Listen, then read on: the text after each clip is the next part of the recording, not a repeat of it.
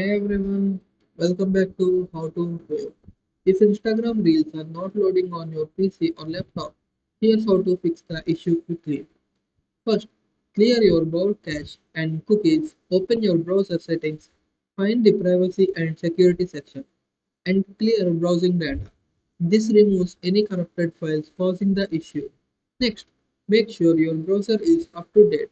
Go to the browser settings or help menu and check for updates.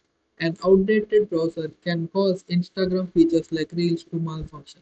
Then try disabling browser extensions. Extensions, especially ad blockers, can interfere with Instagram. Open your extensions menu and turn off one by one to see if Reels start loading. If that doesn't work, switch to different browser or use the Instagram app from Microsoft Store.